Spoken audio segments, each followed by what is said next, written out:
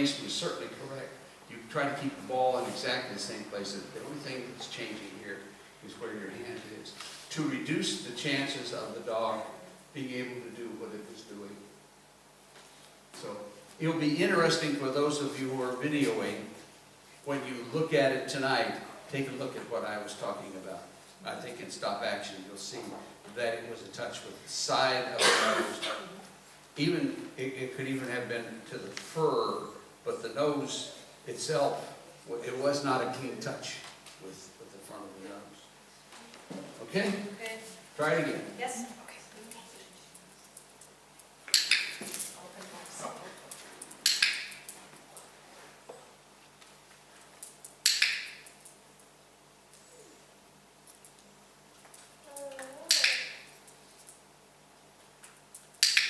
Now, did you see the one before where the nose was? Yes. Okay. Stop. Okay. If she comes from here, and I have the target like this, and she goes there, on the way to the stick in my hand. It's better to change it like this. It's better if the dog is approaching on the outside, I turn the ball so that it is more likely for the dog to hit the ball. Yeah. Now, the one before that I said pay attention to, it actually hit on this side, didn't it? It was on this side of it. Yes, and Then you adjust it. and I reinforce Again, it. the dog is learning, the trainer is learning. So I think you're both doing well. We try. All right? Okay.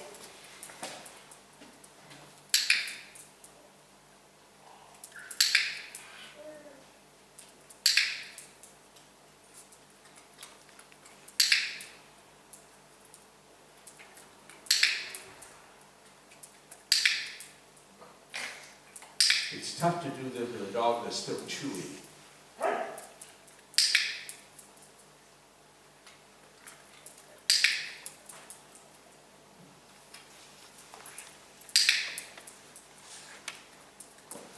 Okay, stop. Okay. Now I've seen it. Okay. How was that? Observation from the trainer. I have two problems. One problem is to decide very fast how I have to put the stick. To decide how I have to put the stick, to see if to decide is her behavior right or wrong, to click, and I have the problem that my arms are not long enough to feed her. Yeah, the chewing, we just have to live with that. That's Okay. just the way that it's just Okay. going to be. Okay. That's just it. Okay. So for me, it's very difficult to have these two main criteria to decide how to move the stick and to decide what the behavior clickable or not. How did the last session go compared to sessions before? Last time? Not worse. You thought it was worse? Yes. Okay. On your part or the dog's part? More my part. Okay. So I try to. When I saw she gets, for example, she gets with the nose more here, so I try to move the stick that she can go more directly, and this is the difficult point for me. Yeah. Did anyone have any observation of the last series, the last trials? Yes. I don't think all the last session was really worse than the ones before. I would It agree with started you. out Good. I think you're beating yourself now. Okay. Don't beat yourself. That, I think, was actually a better session. And you are right. A couple of times the dog's nose was on the side. You reinforced that behavior, but when the dog approached the next time, guess what? You had moved the ball. You had moved it, and the next touches were much better. Now, the dog sometimes went to the side, but again, you adjusted your particular behavior. What it means is, looking at training, all you're really doing, if you can look at it this way, is controlling error. I hate to look at it this way because now people are going to say, Bailey's saying that everything is wrong in training. I'm not saying that. What I'm saying is that we minimize error as much as we can so it increases the value when we are really successful. if we do not try to arrange a minimizing of error, we have this matching law that comes up, and we run against it. We have a problem because if we reinforce lots of errors, what have we done to the correct responses that we've made? We have reduced their value. You've got this little competition going between wrong responses that I've reinforced and right responses, which I've reinforced. Now they're competing for what behavior am I going to get next. What you have done, it seems to me, is you have lessened the number of errors that you have actually made by changing your behavior. Yes, you had some errors, but every time an error occurred, you adjusted your behavior, and the next few were really pretty good.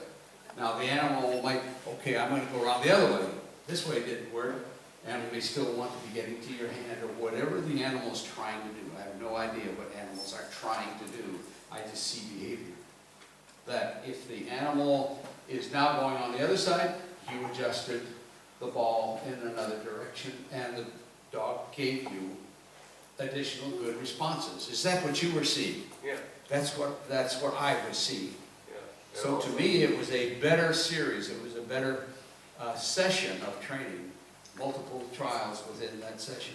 It was a better session than what I've seen before. And also I could see that you stopped worrying so much about your mistakes. You were not going all the time, but focusing on the next trial.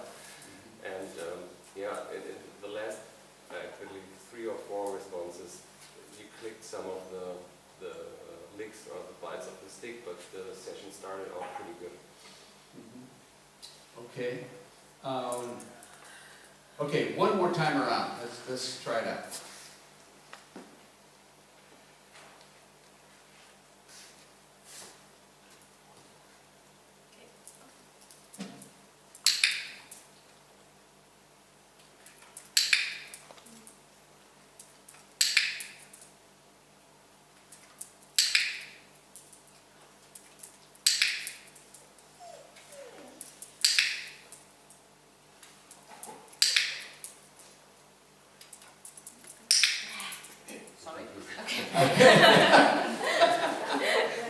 You saw your error, didn't Yes, you? I did.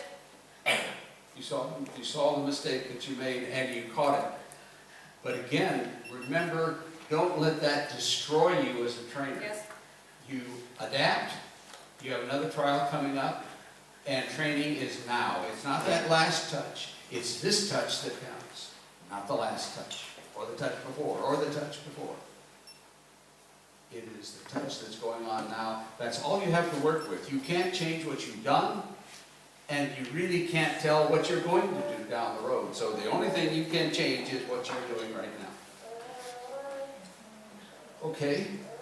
So, how do you feel as a trainer? So. I feel good because I know my problems. And in my head, I have some ideas to change, to make it better, but the body is not working together with my. So I know I have to practice more and more and more. Yes, but find a way to practice where you can learn the same way that you were learning here.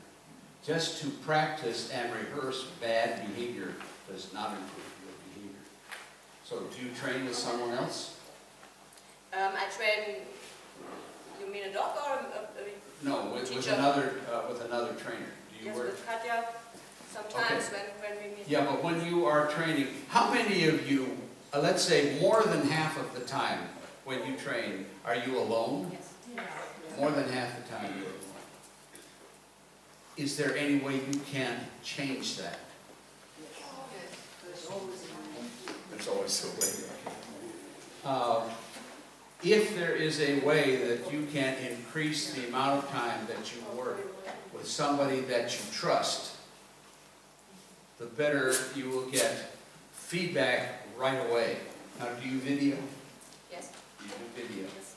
And you include yourself in the video, not just the dog, but you have yourself in the video. I try it. Okay. Not often because I have to buy a new camera. But, Okay. this is the You, point, yes. if you are not in the video, as far as I am concerned, you can almost just throw the video away. But it's so cute. I know, it's so cute, the dog looks so neat, yes, I know. But can you see that most of the time you are one of the major sources of the problems with the dog?